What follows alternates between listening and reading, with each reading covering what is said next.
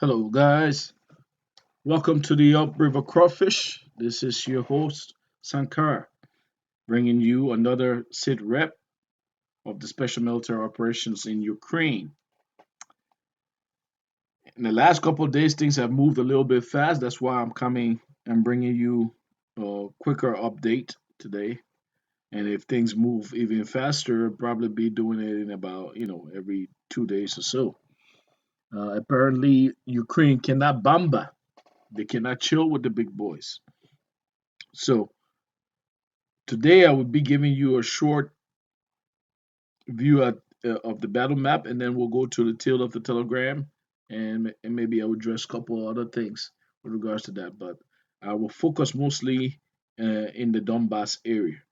Now this is Ukraine as before. Let's look at the whole map. This is Ukraine. Get you situated. This whole area here is the areas that the fighting is in and that Russia have taken over. Russia is trying to secure the Donbass area and some of these other regions. In year, that's the Kharkov battlefield.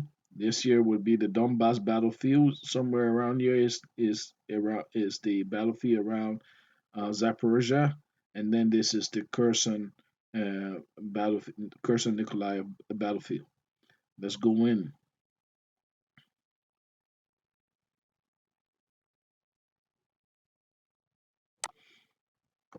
I posted an earlier video today that gave a short update from Rybar. Uh, Check it out, and by all means, go to the Rybar uh, channel. I also have a channel on Telegram as well. It's the Upriver Crawfish on Telegram, and then go to the Rybar channel on Telegram as well. But let's go in. So right here, this is Papasnaya, right? And Papasnaya was taken over a couple of days ago. Now there's these two towns, Zolotoye and Gorska. Now Zolotoye, sometimes they call it Zolotoye. Yeah, it's been all over the place. But just yesterday, Zolotoye and Gorska, these two towns, were put in a cauldron. So they were encircled, full encirclement. The Russians had seized Verbovka, which connected them to another settlement from the Merma Dolina. They have seized it and put these guys in the cauldron. Apparently, there were supposed to be approximately 4 battalions in that cauldron. That would be around 1,200 to 1,600 men in that cauldron. But today, they actually seized this town. From everything I'm seeing on Telegram, they seized it and they seized these towns and closed out and mapped out the cauldron. Now, I haven't seen a lot of surrenders yet, so I don't know if that number of 12 or 4 battalions were correct. I have seen some surrenders, yeah, so I don't know if it was correct. Now, here again, the Russians are making another move to close out another cauldron. They're going to try to come from below Belogorovka and then come from here, from this area of Vovkorivka. Vovkorivka. They will try to close out this cauldron here. Right now, things they're almost in an operational encirclement. Operational encirclement is that you at least, even if you don't close everything, you have at least fire control over the routes leading in and out of the area. Now in Severodonetsk, the mopping up things, there's report that the Idar Nazi battalion is looking to surrender the Azov plants and then release the hostages in there. That would be a good thing. We don't want another drawn out Mariupol. I don't think they have as much supplies to survive in the Azov plant, so it will be a good thing. So it is approximated that around 2,500 are in the Azov plant, and in then there's Lysychansk. That's another big area. Lysychansk is approximated that around 5,000 men are in there. They need to get out. If General Saluzhny needs to impress upon the president to stop being political and get out. The moves that the Russians are making, the moves to cut the lines and encircle them, are called turning movements. They're turning movements because at some point in time, if you're going to get if you see that you're about to be encircled, you need to turn and get out of that encirclement. That's why they're called turning movements. This is not how you call it the a video game. You get killed the first time, you are dead. That's it. There's no second life or third life. So there's no reason for men to sit in a cauldron and get caught up. They need to pull out. Slaviansk is another place that things will get it will soon start to speed up around. But for right now, Lysychansk and Severodonets are the areas we're looking at. Those men, instead of having them surrender, they could have, if it's true there are 7,500 men here, those men could have pulled back to Slaviansk, put up some fight, see that they pull back to Slaviansk, put up some fight, see that they are not winning, then pull back again into Kramatorsk, and defend these areas, get to a better position. It makes no sense to just sit in the cauldron, right? So that's it for the battle map. I'm going to go on to the tail of the tail of Telegram and go over some other topics. Let me do a battle damage assessment here for the Ukrainians' losses. Um, Remember, all these different weapons that they're sending, all these puny different weapons that are being sent in by NATO in the US, these are what Ukraine had before at the start of the battle, and they have lost these amounts of equipment. So imagine now how little those other things, those new equipment is going to be. So they lost 211 airplanes as of today. They lost 132 helicopters, about 1,329 unmanned aerial vehicles, 349 anti-aircraft missile systems. That's long range, medium, and short range. They still got some other ones hiding that they bring out and sneak out every now and then. They've lost 3,750 tanks and other armored combat vehicles. 647 multiple rocket launchers. That's what they're asking for those HIMARS. And the US is sending what? Four. Germany is sending some. And then I think the UK is sending some for a total around 12 to 14. This is the amount they lost, 647. So just imagine what that 12 would do. Fuel artillery, they have lost 2,088. Special military automotive equipment, other vehicles, they have lost 3,818. So let's see what those supposed Wunderwaffe can do. There's no such thing as a wonder weapon, but Ukraine seems to be thinking there is. So I guess let's just see.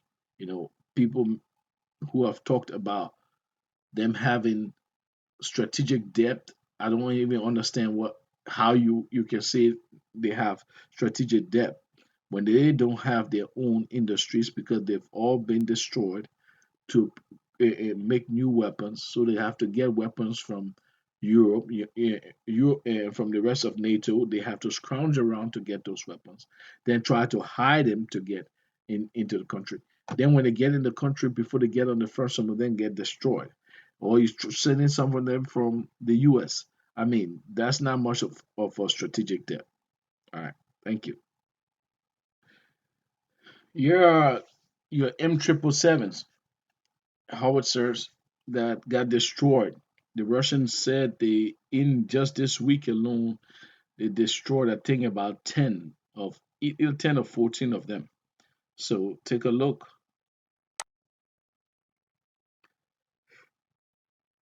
This This is the support vehicle in the launcher itself, and the Russians just bombed that stuff to smithereens. There it is, burning. So maybe the Russians, when they said demilitarize, maybe they meant to demilitarize NATO as well.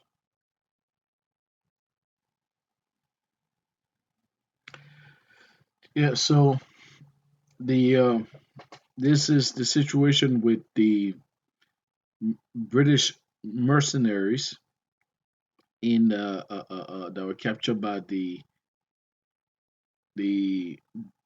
LPR and DPR folks, captured actually by Donetsk People Republic, and they were tried and sentenced to death. Uh, Eden Aslin, I mean, he told his mom, and God, I, I wish them a lot of prayers.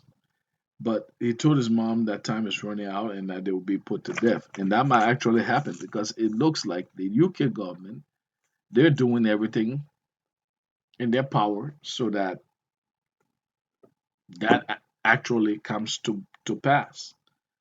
They're not, they're acting according to the Russians. They approach the Russians, but in a very, uh, uh, uh, uh, uh, uh, I mean, the Russians characterize it as very,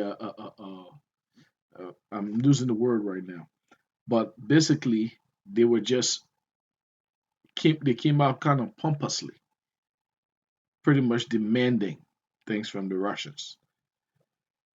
So that's one thing. Secondly, they refused to contact the people in the republics, the DPR and LPR, because they claim that those are not legitimate people. They are Russian proxies. They are not sovereign nations. So they refuse to contact those people. My bet is their cynicism and their wickedness going to sit there and not even try to free their citizens. They don't care about their own citizens. So it's no surprise what they try to do to the citizens in the rest of the world. Um, my take on eating us Aslin. I don't know the facts about what the DPR intelligence found out about them, but they have been in Ukraine since I think what 2016 or so, or sometime, or maybe well, a couple of years now. They have been there, so they didn't start just for this war.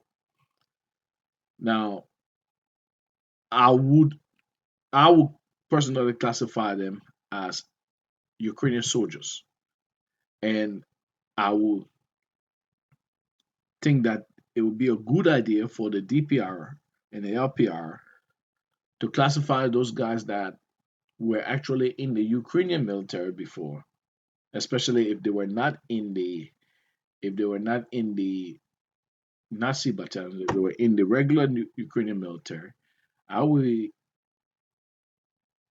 I would advise that they consider them as prisoners of war. That being said, this thing where Westerners think they can go into other people's country to kill those folks with impunity and just go on an adventure, that makes it hard for those people not to want to retaliate against them. Also, coming from Africa, in how Western mercenaries, devastated Africa, devastated Africa, especially my own country, Liberia. It devastated Africa for years to come. It's I have no law for them. I myself, in coming across mercenaries that are not paid for by governments that are in the conflict, I'll consider them terrorists, enemy non-combatants. Let's also remember this whole enemy non-combatants thing. started with the U.S. So these are precedents that they're setting that the Russians are copying too. So that's the situation. I hope things work out for them. Uh, just one human being to another human being. I would think that it would be a good thing for the DPR to classify them as combatants, as prisoners of war, because the DPR themselves have had people like this the Croatian sniper, either Croatian or sniper or Serbian sniper that helped the DPR in in 2014, 2015. There are a lot of people that went there, not mercenaries, not soldiers of fortune, that went in to go and help. So I would say consider those guys in that light, because you would be putting those guys in danger too if they were to get captured by the Ukrainians. So from that perspective, I say it would be good some reciprocity. Don't kill those guys. That being said, the decision is all the DPR has the right to make the decisions how they make the decisions, and I'm not going to second guess them. I wish, however, though, that these guys are spared, especially when you consider that the other kid, the kid from Morocco, he was actually a student that joined in the Ukrainian military and got his citizenship and joined the Ukrainian military. So I wouldn't consider him as a mercenary. The people who they should be dealing with are those people that have come in that foreign legion that just joined. Those are the mercenaries. Those are the ones that they need to deal with properly when they get them. Uh, that's just my take on it. Anyways, I say um, I will end here and thank you. Please subscribe, click like, share, by all means comment. All right.